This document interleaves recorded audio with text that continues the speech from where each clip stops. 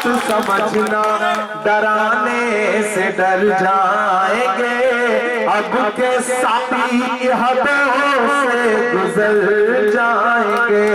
मौत के नाम का खौफ देता है क्यों, मौत के नाम का खौफ देता है क्यों, मौत जिस रोज आएगी मर जाएंगे। मत समझना डराने से डर जाएंगे, कि हमने ज़मज़म दिया आबे गंगा दिया, तुमने भारत को दंगा ही दंगा दिया। और अगली जो 2 लाइन है ना, उस पे पूरी जेजे कॉलोनी में किसी का हाथ खामोश नहीं रहना चाहिए, कि हमने ज़मज़म दिया आबे गंगा दिया, तुमने भारत को दंगा ही दंगा दिया। तुमने एक रंग के ख्वाब देखे मगर हमने हिंदुस्तान को तिरंगा दिया। ये तिरंगा बदन पर लपेटे हुए, ये तिरंगा बदन पर लपेटे हुए, एक दिन इस जमीन में उतर जाएंगे। मत समझना डराने से डर जाएंगे, अब के सारी हदों से गुजर जाएंगे। ना इधर जाएंगे ना उधर जाएंगे, बन के खुशबू फजा में बिखर जाएंगे। मत समझना, जितने भी साथी मौजूद हैं उठाइए अपना एक एक हाथ। कोई खुशबू न कोई फूल न कोई रौनक, कोई खुशबू न कोई फूल न कोई रौनक, उस पे कांटों की जहालत नहीं देखी जाती। हमने खोली थी इसी बाग में अपनी आंखें, हमसे इस बाग की हालत नहीं देखी जाती। कि जब जंतर मंतर और रामलीला के मैदानों पर सड़कों पर नारे लगाए जा रहे थे भ्रष्टाचार के खिलाफ, तो कभी आपने सोचा है कि उतने बड़े आंदोलन को खाद पानी कौन दे रहा था? उस आंदोलन के पीछे कौन था? तब मैं सियासत में नहीं था, लेकिन उस दौरान भी जब पूरे देश का मीडिया एक तरफा उनके आंदोलन को बता रहा था कि भ्रष्टाचार के खिलाफ बहुत बड़ा आंदोलन है, उस दिन से मैं कह रहा था कि अन्ना हजारे और अरविंद केजरीवाल के आंदोलन के पीछे आरएसएस है, भारतीय जनता पार्टी। मैं उस दिन से कहता था, तब शायद मेरी समझ इतनी बड़ी ना रही हो, लेकिन मुझे अंदर से नजर आता था, मेरी छठी इंद्री कहती थी कि ये जो मंच पर खड़े होकर के भ्रष्टाचार के खिलाफ बड़ी बड़ी बातें करने वाले कुछ चेहरे हैं, दरअसल इनके पीछे मुझे आरएसएस की आवाज सुनाई पड़ती, इसके पीछे भाजपा।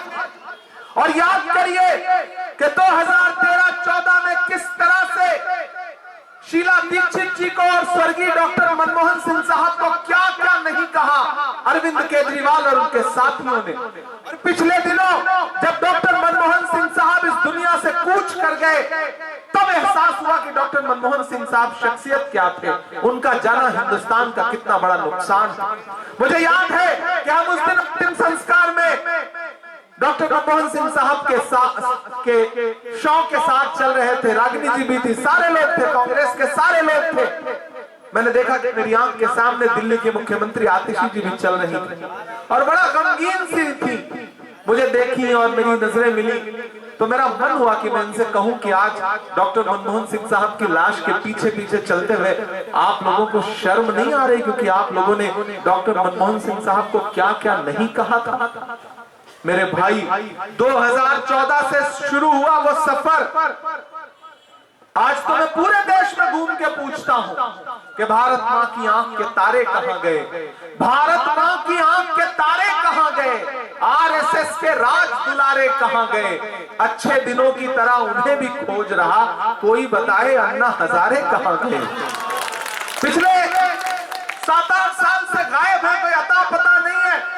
भ्रष्टाचार की बड़ी बड़ी बड़ी बातें करके डॉक्टर मनमोहन सिंह साहब और शीला दीक्षित जी को बुरा कहने वाली सरकार 10 साल शासन में रही तो ऊपर वाले के लाठी में आवाज नहीं होती है। जो शीला दीक्षित जी को, सोनिया जी को, मनमोहन सिंह साहब को भला बुरा कहते थे, वो सारे लोग भ्रष्टाचार के आरोप में जेल काट के आए। उप मुख्यमंत्री, मुख्यमंत्री, मंत्री, ये ऊपर वाले का इंसाफ था जो अरविंद केजरीवाल जी के साथ हुआ, मनीष सिसोदिया जी के साथ हुआ।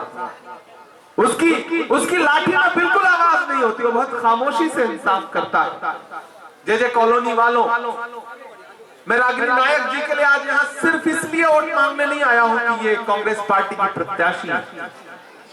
यहां मेरी नई नस्लें खड़ी हैं। मैंने कहा ना, अभी बहुत सारे साथी ऐसे होंगे जिन्होंने मन नहीं बनाया होगा।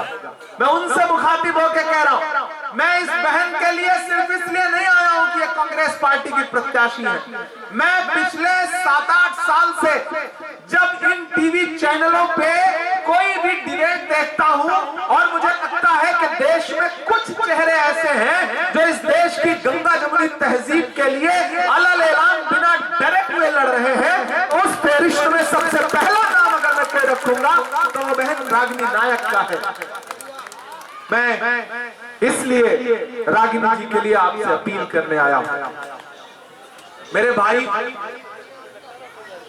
सिर्फ इतने से काम नहीं चलता है कि बुरे को बुरा कह दो।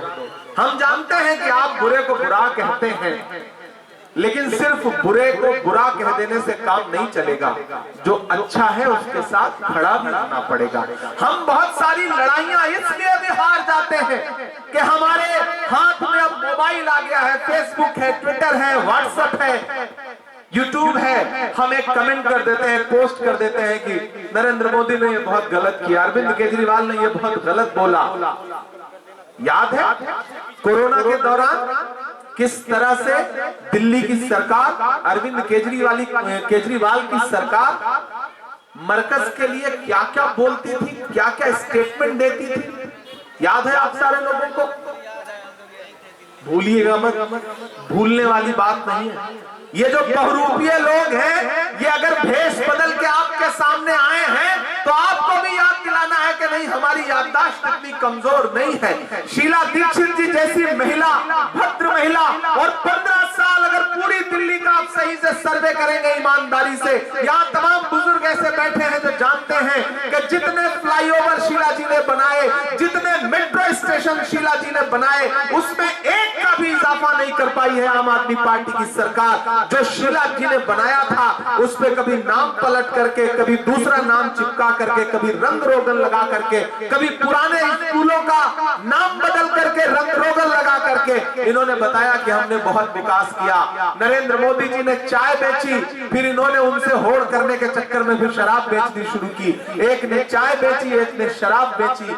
दरअसल इन्होंने आपके सपने बेचने का काम किया है, आपसे झूठ बोला है और ऐसा प्रत्याशी आपको दिया, ऐसा विधायक आपको दिया जो 10 साल से आपके विधायक हैं, मैंने सुना है। लेकिन मैं आ रहा था तो सड़कें ऐसी हैं कि इस पे चलिए तो पता ही नहीं चलता कि आप सफर कर रहे हैं कि आखिरी सफर कर रहे हैं। गड्ढों में सड़कें हैं या सड़कों में गड्ढा है, पता ही नहीं चलता। मेरे भाई, ऐसे में आपको एक फैसला तो करना पड़ेगा, एक स्टैंड तो लेना पड़ेगा। तब मुझे लगा भाई ये तो उनसे भी आगे का आदमी है, मतलब कमाल है। चाय और दारू वाली बात तो आपने देख ही ली है, लेकिन झूठ बोलने में, बहुरूपीयपन में, जे कॉलोनी वालों, ये चुनाव झूठे और सच्चों के बीच में है, ये चुनाव बहुरूपियों और अच्छों के बीच में है, ये चुनाव बुज़दिलों और बहादुरों के बीच में है। आपको तय करना है कि आप कहां खड़े हैं, किस तरफ खड़े हैं। फिर अरविंद केजरीवाल के झूठ के सामने आप ठगे जाएंगे या फिर आप सच्चाई के साथ खड़े होंगे। वो सपना जो शीला दीक्षित जी ने दिल्ली के लिए देखा था, वो सपना जो संविधान और लोकतंत्र बचाने की लड़ाई के लिए राहुल गांधी देखते हैं, आप उस लड़ाई के साथ खड़े होंगे या मोदी जी और उनके छोटे वाले भाई के साथ खड़े होंगे। आपको यह फैसला करना है। मैं अपनी माओ बहनों को पुकार के ये बात कहता हूं कि मेरे भाई, इस बड़ी लड़ाई में मैं राहुल गांधी जी का सिपाही बन के आपके बीच में अपना दामन फैलाने आया हूं और आपसे ये कह रहा हूं कि एक बहुत मुश्किल वक्त है। याद करो जब दिल्ली तलबों में जल रही थी, याद करो जब लोगों के घरों में धुआं था, जमुना पार हो या दूसरे इलाके हो, तब कोई अरविंद केजरीवाल अपने घर से बाहर निकला था? नहीं निकला था। उन आग की लपटों को बुझाने के लिए अगर कोई निकला तो सिर्फ राहुल गांधी निकले। याद करो वो दिन कि जब हाथरस में दलित बिटिया के साथ बलात्कार हुआ और रात के 2 बजे उसकी लाश को बिना परिवार की मर्जी के जला दिया गया, तो कोई अरविंद केजरीवाल निकला? नहीं निकला। कोई नरेंद्र मोदी जी निकले? नहीं निकले। कौन निकला? राहुल गांधी निकले, प्रियंका गांधी निकली, गए उस बिटिया के परिवार से मिलने के लिए। याद करो जब मणिपुर में बहन बेटियों को बिना कपड़ों के परेड कराई जा रही थी, तो कोई अरविंद केजरीवाल कुछ बोला? नहीं बोले। कोई नरेंद्र मोदी जी कुछ बोले? नहीं बोले। कौन बोला? राहुल गांधी बोले। न सिर्फ बोले बल्कि उन बेटियों, उन बहनों के पास गए और उनको अपने सीने से लगा करके उन्हें ढांढस बंधाया।